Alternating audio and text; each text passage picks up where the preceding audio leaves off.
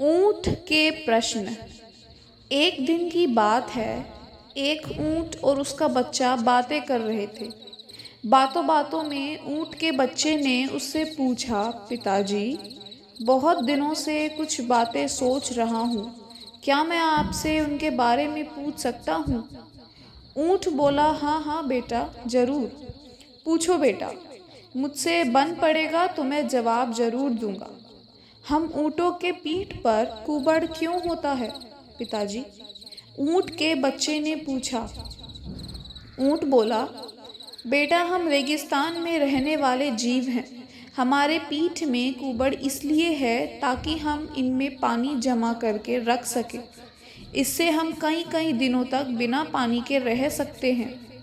अच्छा, और हमारे पैर इतने लंबे और पंजे गोलाकार क्यों हैं? ऊँट के बच्चे ने दूसरा प्रश्न पूछा। जैसा मैं तुम्हें बता चुका हूँ कि हम रेगिस्तानी जीव हैं, यहाँ की भूमि रेतीली होती है और हमें इस रेतीली भूमि में चलना पड़ता है। लंबे पैर और गोलाकार पंजे के कारण हम रेत में चलने में सहूलियत होती है। अच्छा, मैं हमारे पीठ में कुबड़, लंबे पैर और गोलाकार पंजों का कारण तो समझ गया, लेकिन हमारी घनी पलकों का कारण मैं समझ नहीं पाता। इन घनी पलकों के कारण कई बार मुझे देखने में भी परेशानी होती है। ये इतनी घनी क्यों हैं? ऊँट का बच्चा बोला, बेटे, ये पलकें हमारी आँखों की रक्षा कवच हैं। ये रेगिस्तान की धूल से हमारी आँखों की रक्षा करते हैं।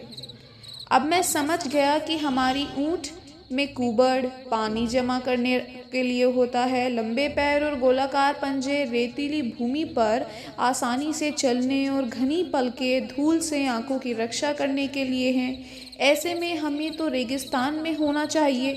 पिताजी, फिर हम लोग इस चिड़ियाघर में क्या कर रहे हैं? सीख। प्राप्त ज्ञान, हुनर और प्रतिभा तभी उपयोगी है जब आप सही जगह पर हैं, अन्यथा सब व्यर्थ है। कई लोग प्रतिभावान होते हुए भी जीवन में सफल नहीं हो पाते क्योंकि वे सही जगह क्षेत्र पर अपनी प्रतिभा का इस्तेमाल नहीं करते। अपनी प्रतिभा व्यर्थ ना जाने दें।